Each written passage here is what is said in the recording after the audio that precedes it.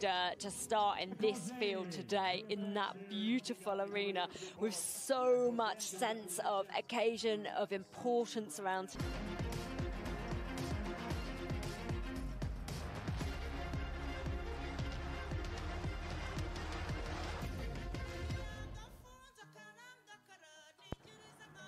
Welcome to Africa.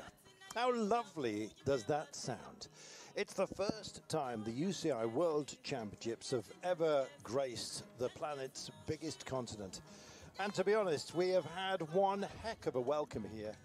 It's a very special place. And of course, the UCI, we thank them for indeed this amazing championship. It has been brought to a country that absolutely loves not only the concept but the delivery as well of what has been already a fabulous day of racing. The women have just concluded a spectacular time trial. Now it is the turn of the men to take on a course that is as tough as you could possibly imagine. It's a spectacular place, this nation. If you ever get a chance to visit, then do so. You will not be disappointed.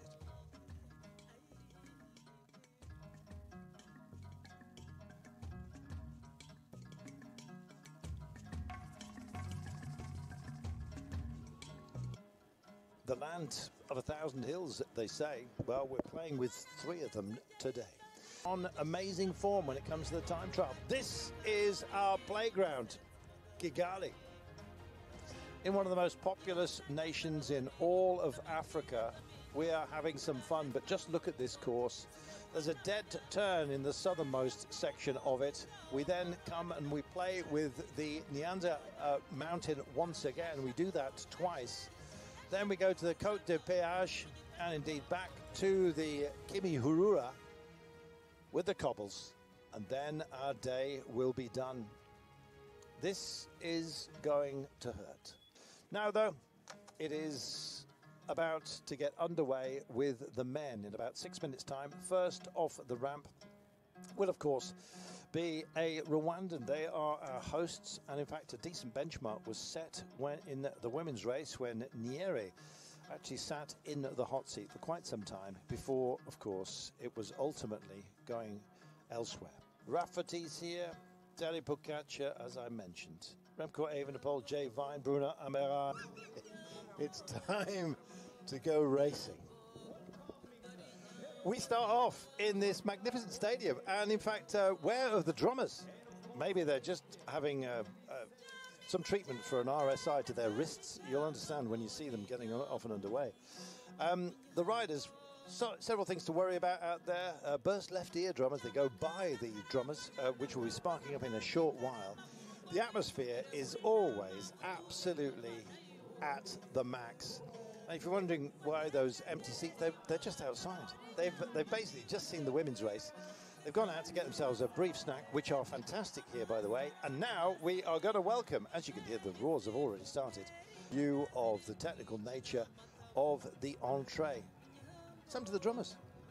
You've been really concerned about them, haven't you? The wrists, all morning so far, because you were worried that their time splits. No, the sense of occasion here is understandably absolutely huge. And as we just see our first rider of today's elite men's time trial get underway down that start ramp, I think it's just worth noting the arena that this is set in, because it's allowed the crowds to just really form around that inside venue to appreciate what this means today for the sport. And this is the first time, of course, that we've seen the UCI World Championships go to Africa at all. And as we start to see the crowds lining the roads, we can see the impact that this is having and the inspiration factor here today, and the amount of riders that will start early on today that are getting a real opportunity to compete on a world stage here, and it really matters. It certainly does. It's wonderful. Our hosts here have been absolutely magnificent, and indeed we wait for I just love the name Boniface. He's coming off fairly soon off the ramp. It's Boniface Ngwata from Tanzania is next. I bet he's got a smile on his face. It's possibly going to be a grimace by the end of the day, because this is serious stuff. What will be our timescale by the end of the day? It's hard to say, to be honest. We have a whole sequence of climbs. We go and we visit the Nyanza climb on 2 occasions. So out, down to a dead turn, come back, do it again, but from the opposite direction. And indeed, both tests are pretty sterling, I've got to tell you. We've noticed all of the riders, no matter what their qualities and grade, really starting to know that they're on a serious climb. We're talking gradients actually maxing out during this day of around about 11%. That stings, and especially when you factor in cobbles as well along the way, you know that you've had a big old test. They're going off at 2.5-minute margins. So first underway is our Rwandan hero. And as you can see, the party is still in full swing. Our drummers are back.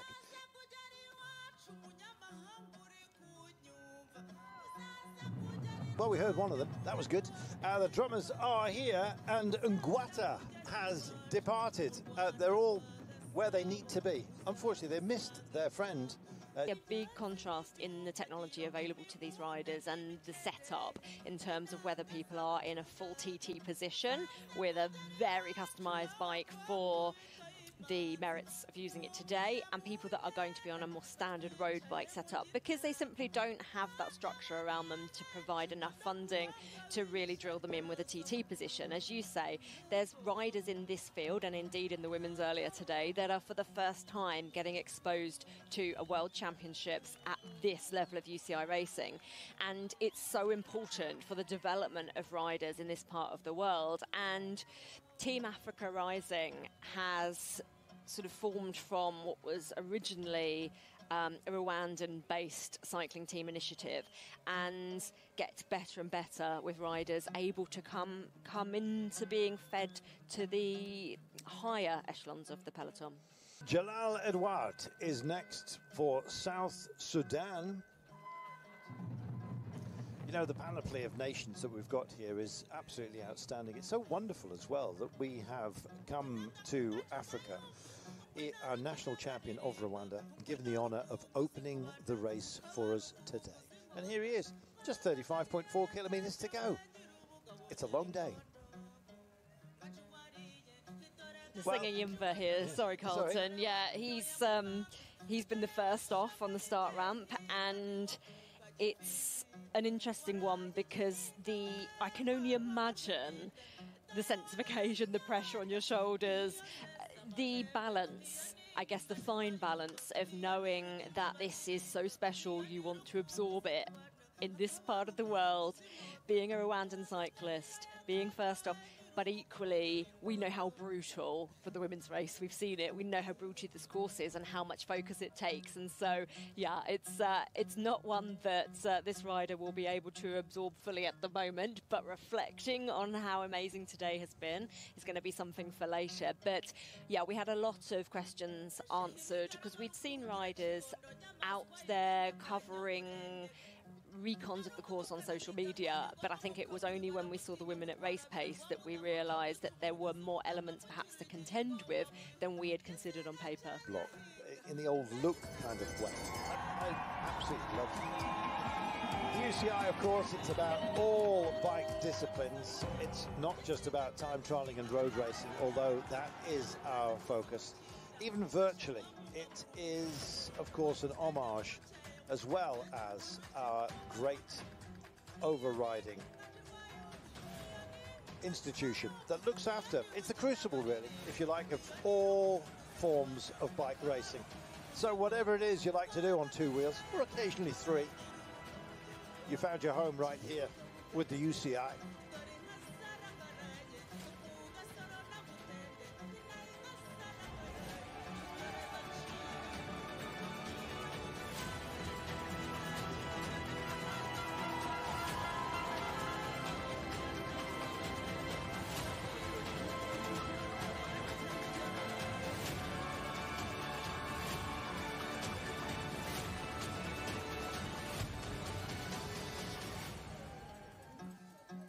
UCI, all bikes, all competition, for everybody.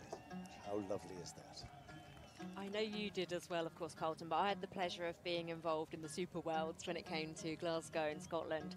And I think that montages like that give me such goosebumps now, because I was at the heart of every discipline that week, and I think it just hit me how vast this sport is and what we have going on in it, and how it transcends cycling, inspires more and more people to get active, and it's a really special thing. We're in a good place in the sport.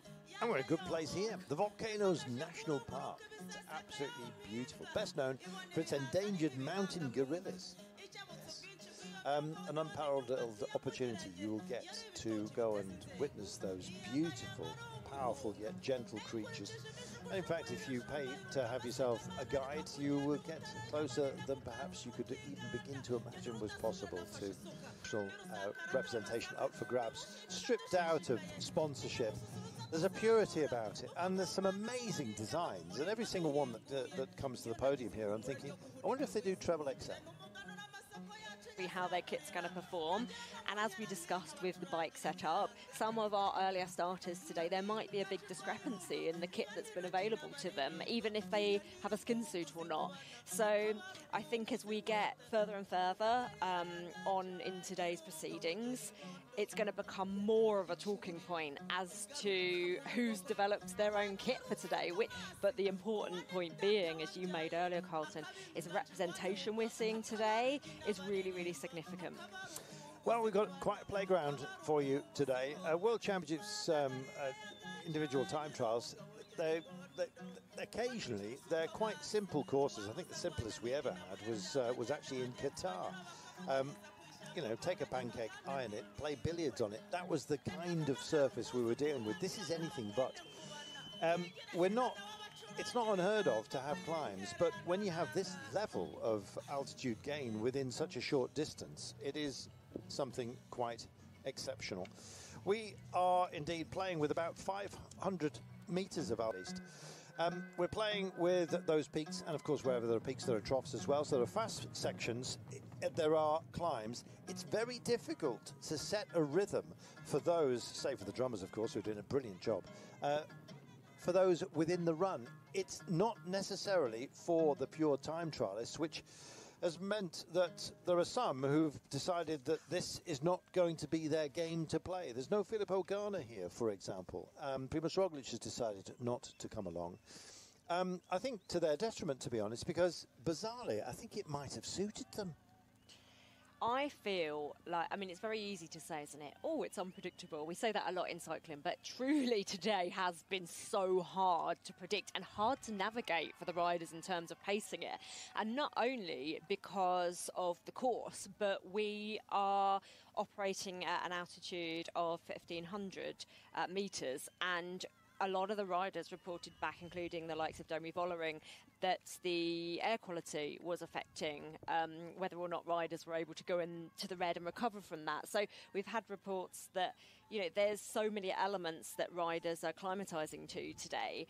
And I think because of that, no one really could call it coming into today as to who it was ultimately going to play in the favour of. But yeah, I think when we look at the likes of Felipe Ganna, you expect him to field a time trial. People want him to, of course. Seeing where that lands, I think I know what I'd be happy with in terms of power and speed at the finish line. And if I can get close to what I want, then you can't do much more than that, can you? So, but hopefully, I think if I can do what I'm aiming for, it should be competitive. Yeah. As you can see from the fans, this has gone down so well with absolutely everybody. The nation are agog, and look at the way, we mentioned it during the women's race as well, the faces follow the riders. I absolutely love that. This is a treat for absolutely everybody, including ourselves. And this is Ibrahim Majolo just about to catch here Jalal Edouard, who looks to be labouring just a little bit, the rider from South Suzanne, on the climb here. You can see that even at the moment we're looking at right now, you can see the differences in the kit.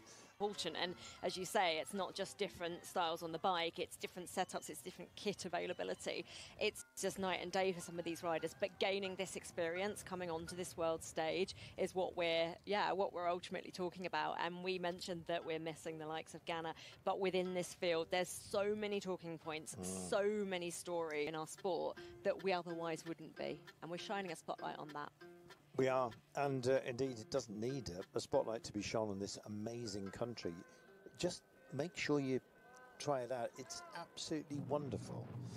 Time then for the departures to continue, and they're coming off thick and fast right now. 14:02 local time. This is Mohamed Fia Handsoa of Malaysia, and indeed we have Guinea-Bissau, who will be represented in Madagascar, I beg your pardon. We have Guinea-Bissau coming off shortly, and then the Comoros Islands.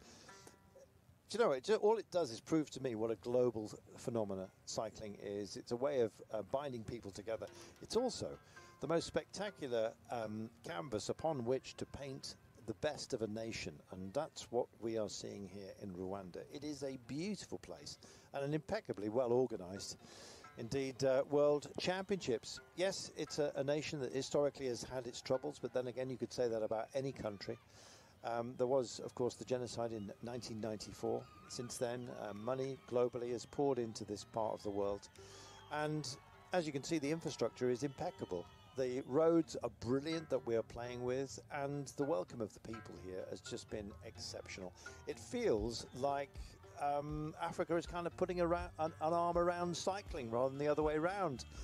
And for that, we are grateful. This has been wonderful so far. Great experience. And the racing is going to get absolutely white hot. Rebecca's already mentioned the names that are indeed about to grace us. Florian Vermeersch will be the first sort of major name, I am sure, that some of you know about. The Belgian will be off the ramp in about 20 minutes' time. And then at the end of a long, hard run, you get to have yourself a nice cup of tea. And these are the tea growing areas of Rwanda, introduced at the turn of the last century. I believe it was by the Germans, quite frankly, who somehow managed to find some tea plants in India and then decided to export those and set up their own growing sections here. Tea cultivation full and proper once the plants had been. Wow. You know what I mean? Wow. Wow.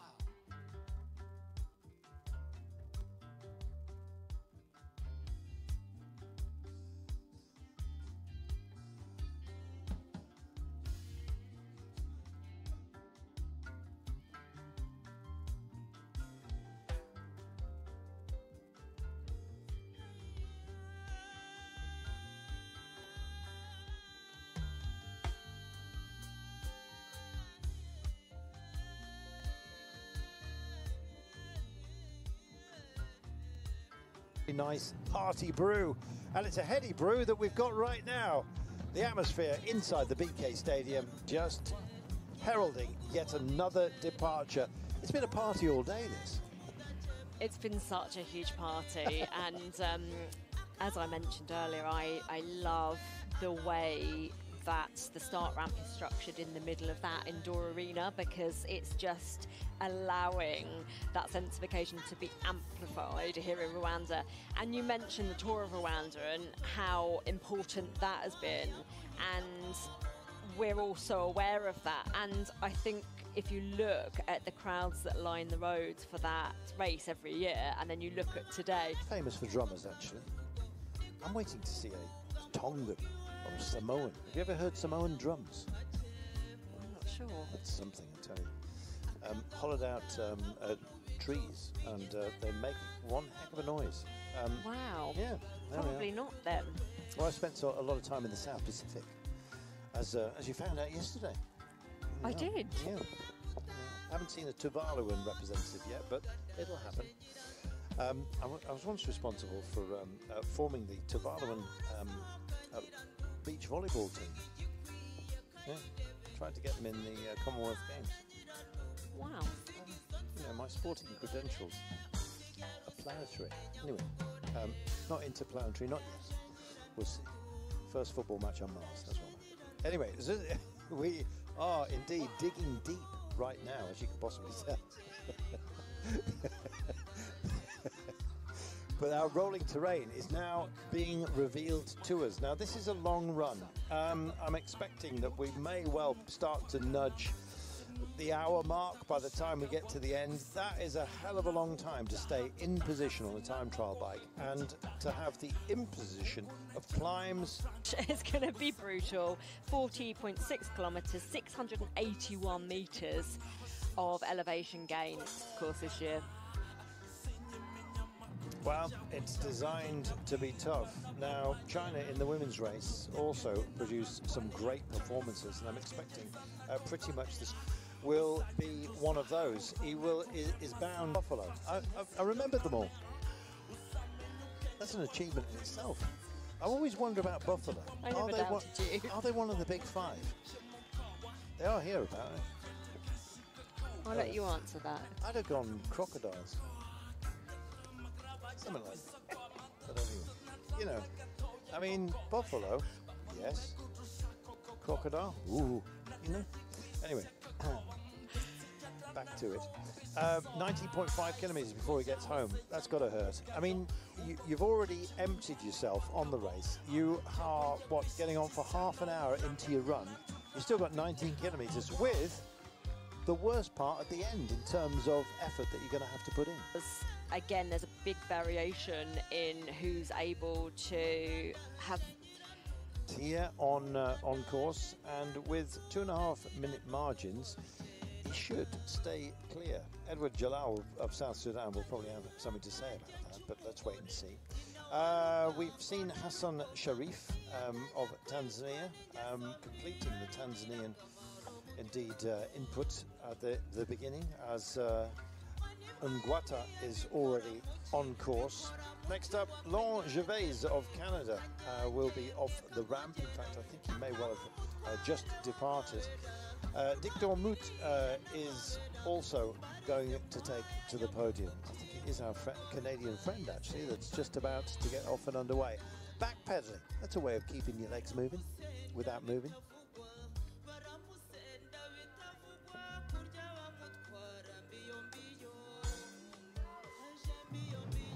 Laurent Gervais representing Canada, another phenomenal nation, I should say. And they've got phenomenal nature, of course. Canada is also a nation that punches above its weight, particularly in track cycling, and indeed brings it to the road occasionally as well. Remember the great win of Ryder Ejidal in the Giro d'Italia, which warmed the cockles of my heart, I must admit. Lovely guy, and never met a Canadian I don't like. I mean, there's probably a few I wouldn't, but I haven't met them yet. You've yet to meet them. Yeah. Meanwhile, Unsung Gyuma is still out there and doing a job of opening the course for us. He's going to set our benchmark for us. Yeah, Shaimu Nsegiyimba is out front. He will presumably take to the hot seat as the first rider off on the ramp this morning. This afternoon? We're in the afternoon, aren't we? Yeah. Let me just check my time of day. Yeah, so of course he was the starter for our elite men's time trial, and yeah, the timing 0.1, so the first split, the gap was 1:45. So he's going to look to ride into that hot seat, and yeah, it will be a really big moment for this rider, and he's still at the head of that course. Well, I'm just passing by the Kigali Genocide Memorial, which of course is a solid reminder of just what a dark place humanity can go to. But this nation has turned itself around absolutely amazingly, and is now a very hospitable and beautiful place to come. As I said, all nations have had their dark moments. It's how you move away from them that indeed is the mark of a great country, and that is what we have here. Fabulous place that we are absolutely loving, enjoying, while of course acknowledging those who have passed.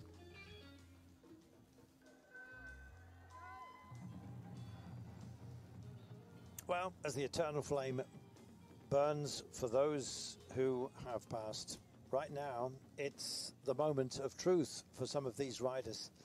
Slightly upright positioned for to be on a time trialing bike, but maybe like a spinnaker, he's going to indeed catch the wind and head through. The breeze is just starting to pick up ever so slightly, and it might well be slightly impactful as we get deeper into the day, but for now, those who are opening the course have got a free run, a free hand. I'm hoping that our benchmark times, the timing point 1, has indeed been breached by this man, and he's quickest so far. And I've got to tell you, of the 7 riders who come through, by a handsome margin, a minute and 45 quicker than the nearest rider to him. So listen, Guillaume, they've put some very, very good riders, Rwanda, out first just to give us a proper benchmark and get a look at them on the hot seat. I reckon he's going well. Yeah, for sure. We've seen this, haven't we, early on in the women's elite race and indeed the men's, with Umunyarwanda just putting in a really solid ride here. And so he's obviously just gone past the second checkpoint, so the only rider to have gone through the first 2. But as you say, the time gap's significant, as we saw him at timing point 1. So we're seeing riders scale the Côte de Nyanza today, then descend, do a dead turn and come back up again on the other side with, of course, a different gradient and a different approach to that summit.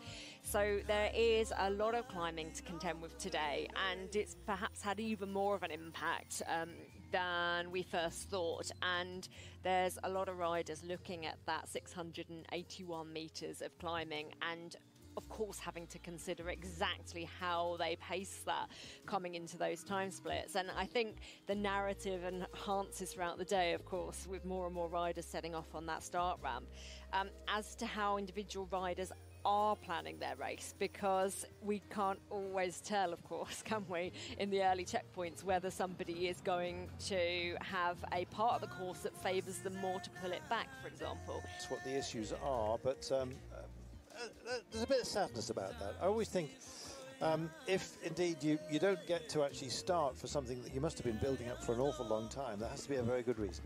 Yeah, it's really difficult, isn't it? And with a time trial, we sadly have seen that, where people are known as well. So it can actually just be nothing more than just having not had your eyes on the clock, as simple as that.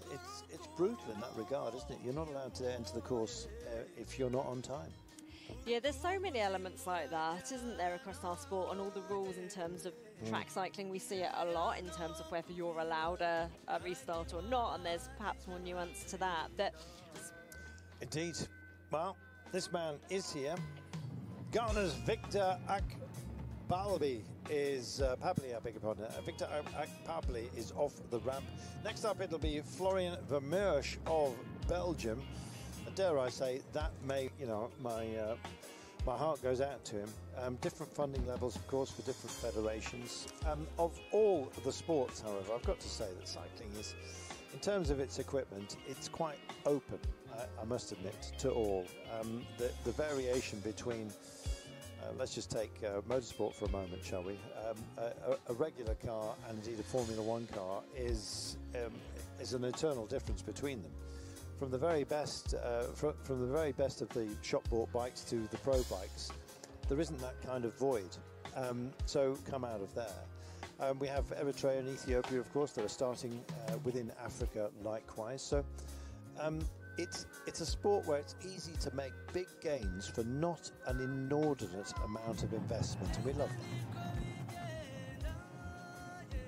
Off the ramp, it's Florian Vermeersch, and so it is somebody that perhaps we're a little more familiar with, at least out of these early riders, and somebody who can go very well, taking advantage of the quota, fielding 3 riders actually, courtesy of having won it. You're allowed to have the champion plus 2. So Florian Vermeersch is here. How will he go? Well, I would say that we're expecting a solid ride, and it's something that you've nodded to. Of course, we would expect as we go up this start list, as we get closer and closer to the conclusion of today, we're going to see more and more exciting rides come out of the bag. But something I wanted to go back to is Umunyarwanda here. and the display that we've seen in terms of the start order, and that they have really put on show their best talent from Rwanda here today. And we've had a real good opportunity to have eyes on the first two riders in the women's and the men's to start, to go, you know, have the availability to go into that hot seat. But they've put in really, really good rides today, those two riders from Rwanda. The Volcanoes National Park, and there's a gorilla. The gorilla looked like it got a microphone. Maybe it's just the way I'm looking at the statue, but yeah, beautiful. The natural parks here there's so many natural, indeed, attractions, I've got to say, here in Rwanda. The Nyungwe Forest National Park, just nestled between the mountains and some of the water features, and of course the mountain gorillas themselves.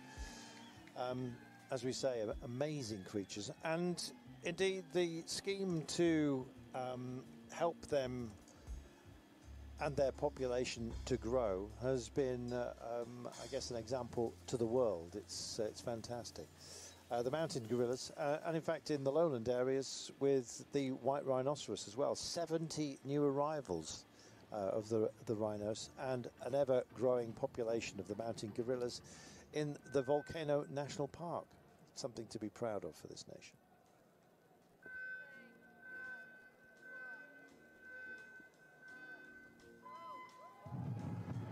Well, there's one silverback, ascends the peaks. Another will take on some peaks and troughs of this course, and indeed it is a tough ask, I think it's fair to say, with over 600 metres of altitude gain compressed into this short time trial by some standards, but long by others. And in fact, if we talk about altitude gain, this course is the most peaky that we've had since 2001 in Lisbon. Can you believe that? I can believe it. I can believe it, having seen everything at play earlier on today in the women's elite time trial.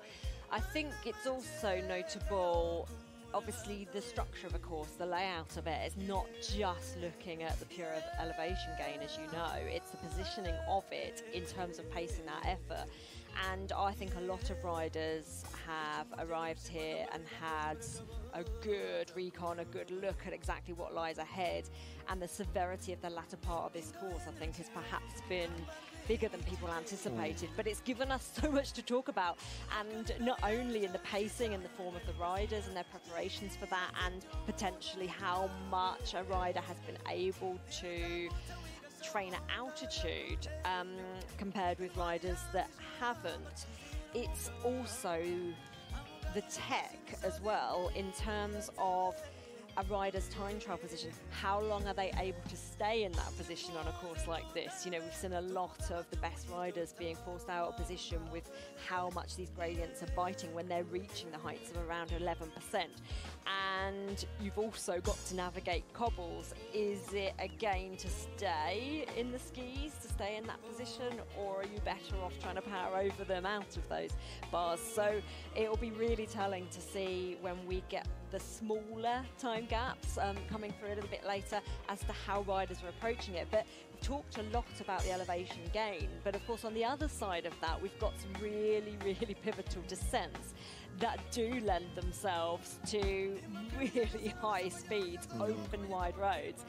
And how much can a rider continue to unleash power on that? That's where we can have an eagle eye on people's gearing choices.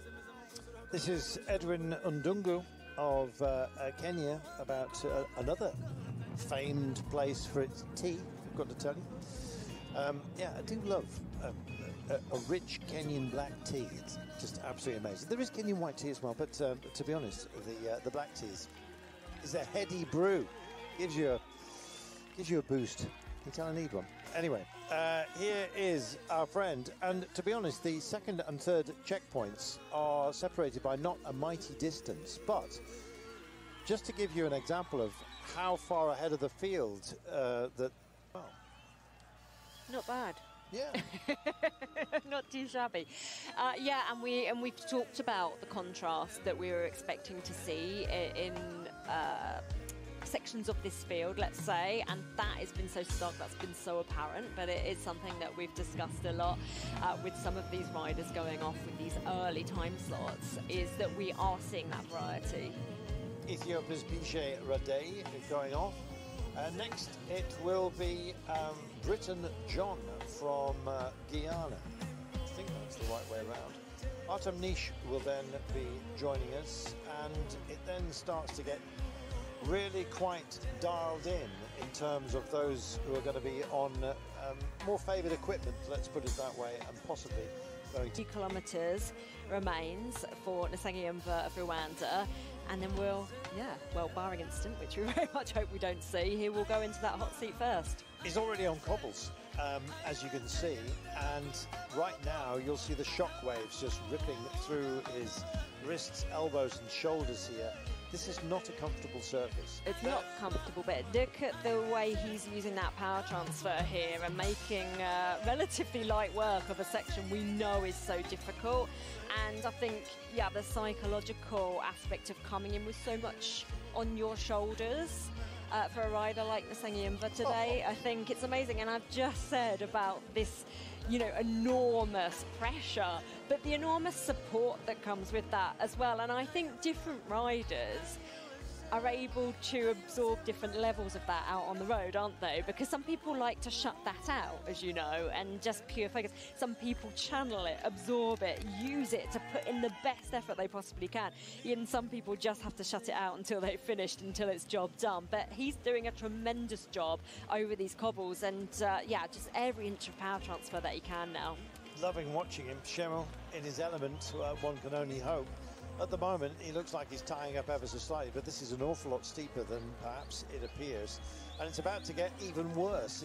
It nudges up to, indeed, 11%, but look at the pace he is going at the moment.